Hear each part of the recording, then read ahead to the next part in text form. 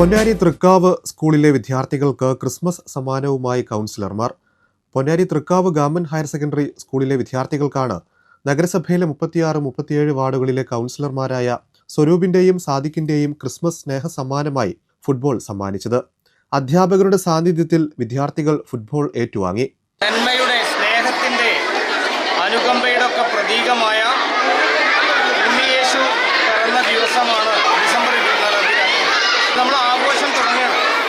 നമ്മളെ അപ്പൂപ്പന്മാരും ക്രിസ്മസ് അപ്പൂപ്പന്മാരും എല്ലാവരും ഇവിടെ ഉണ്ട്. അപ്പോൾ നമുക്ക് ഉഷാറായിട്ട് ഈ വർഷത്തെ എല്ലാ കുട്ടികൾക്കും പൊന്നാനി നഗരസഭയുടെ ഭാഗത്തു നിന്നുള്ള ക്രിസ്മസ് ആശംസകളും സ്നേഹാശംസകളും പറയാം.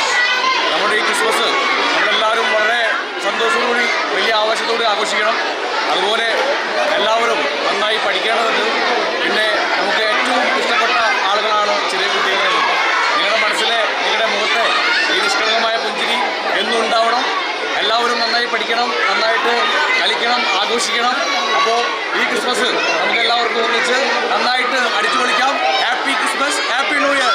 തുടർന്ന് സ്കൂൾ തല ക്രിസ്മസ് ആഘോഷവും കേക്ക് വിതരണവും നടന്നു. അടിപൊളിയായിട്ട് ക്രിസ്മസ് ആഘോഷിക്കണം.